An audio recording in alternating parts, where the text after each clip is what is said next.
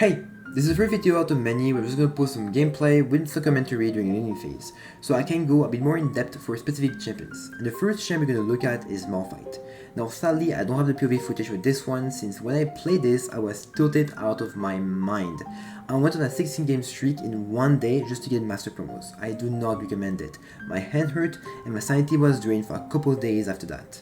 Alright, let's get started. Malphite is one of the most common responses to ranged top laners, and is a really tricky matchup to deal with, mainly because of his Q plus passive. Although he doesn't have any dashes, not counting his ult, he has a lot of poke and sustain versus Kaisa. His Q plus comment deals a lot of damage in the early levels on an 8-second cooldown. Plus, it slows you while giving him moving speed, making any trade really difficult. Not to mention, his passive also gives him a small shield on an 8-second cooldown, making it even harder to ever damage him. Most Malphite players will try to get as many Q as possible on you. So the objective is simple for Kaisa, is to space correctly and to prevent getting poked as much as possible. Only go in Malphite range when you can make the trade worth it. So landing a QW with your first strike and mana flow ban up, or there's a low cannon minion you can farm. Now, since Malphite only has Q, that means that we get push priority in the early levels. So I want to do a 3-wave shove. This means that I slow push wave 1 and wave 2 while trying to limit as much as possible his poke. And yes, this means I need to sacrifice some minions. I know it sounds bad, but remember, my objective is to survive. If I try to contest every single minion, I will just end up poked to death. Also let the minions damage him if he pushes too far. Here is where I do my first mistake. I was focused so hard to not getting poked, I ran in an awkward spot and forced in the river. And now I'm forced to go all the way back to my tower. I should have just taken the poke and shoved wave 3. But since I didn't, well now I can't anymore, because wave 4 is already here. I'm forced to shove that wave, but since on jungle timer, Rek'Sai can be easily top lane. And well, look who's here! I'm forced to flash, but at least the wave is crashed and Malphite took some serious poke. Alright, with wave pushing, my objective now is to simply let the wave crash into me and remain at a safe distance of Malphite to prevent getting poked. The thing is, since the wave is pushing towards me, the Malphite can now be in front of the wave, meaning it's really easy for him to land Qs on me. I only go for CS when the Malphite is far enough. This means I need to sacrifice a couple caster and melee minions. It's simply not worth it to lose 10% of my HP for one caster. I only go in this range here to get the cannon minion, which is way more valuable, and even though I get poked pretty hard, it's fine, I was healthy and I didn't use my cookies yet. Now with the wave on the tower, it's just about getting as much CS as possible, and since Malphite is pretty low, he's most likely gonna reset off the crash. So I simply need to shove the next wave into his tower and also back. But what if Malphite was waiting in a bush? It's a pretty common situation for Kaisa actually. You have zero vision in your lane and you need to shove to prevent a freeze. In this situation, I'm pretty confident that Malphite wasn't gonna wait in the bush, since he was already low and it's not level 6. So there's low chances he even kill me here. But what if it was a Darius? In this case, I would just need to W 2 top bushes since it's where the wave was. But yes, sometimes you'll need to make a gamble and do plays based on gut feeling just to get a crash. Now coming back to lane, I make my second mistake. I didn't buy a control ward. This is a bad habit of mine, and no matter how many times I get reminded to buy them, I always forget. Thing is, when you're on blue side, you should be putting a control ward in this spot because it helps you spot out dives, and with a Rek'Sai that loves doing wall ganks, it's pretty useful. Anyway, wave crashes and reset back to the middle of the lane. I'm again playing safe at distance from his Q, and well, look who's here, Miss Rek'Sai. Thankfully I'm able to escape with my R, but that's why you buy control wards on blue side.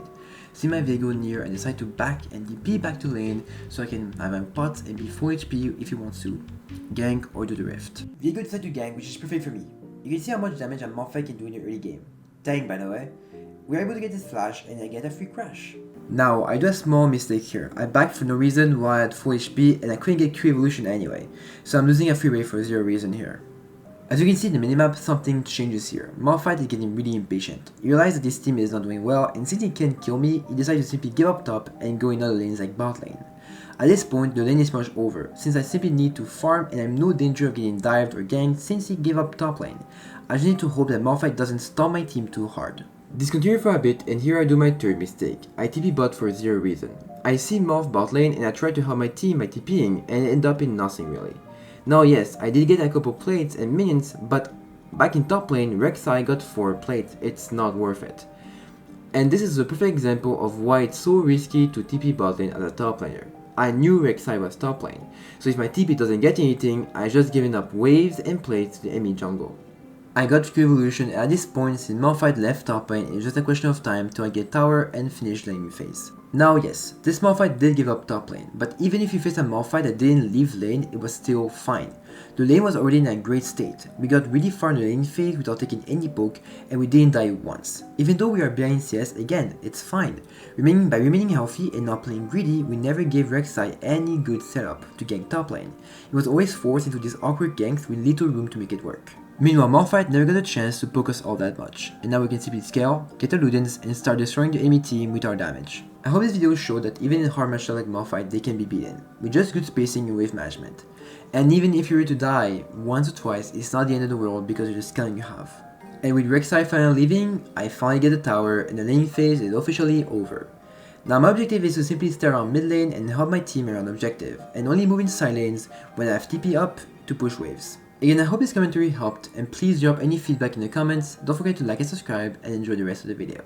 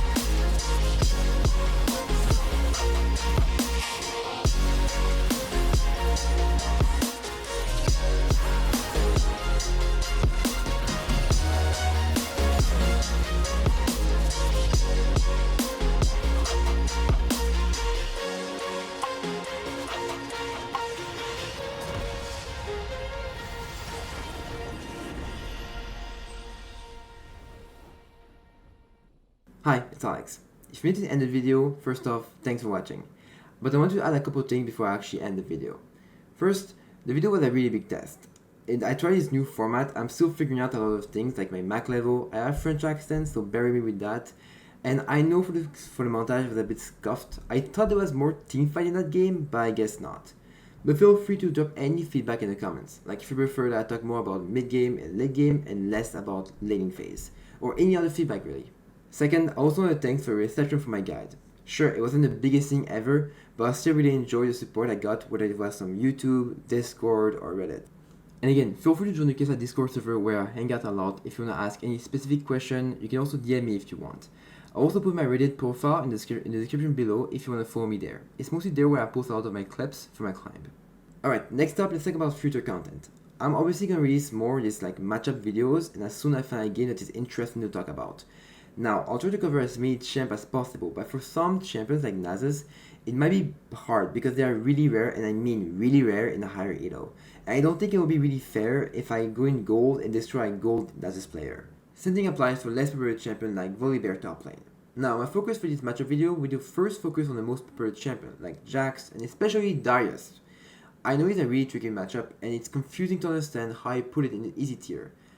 Which, by the way, I'm probably going to change because after feedback, I do realize that Darius requires you to really understand how spacing function, and I didn't realize that at the time. And after I'm done with the most popular champion, then I'll probably start making videos on less common matchup like Yorick or Vayne top lane. Apart from that, I also have a couple other videos planned. One is a Kaisa rant, and the other one is Master playing Kaisa top lane only. When I actually get Masters, I'm so close. By the way, for that Master video, I will have a pretty big giveaway coming out, so make sure to subscribe if you don't want to miss it. Alright, that's all there is. Thanks for watching, and I'll see you next time.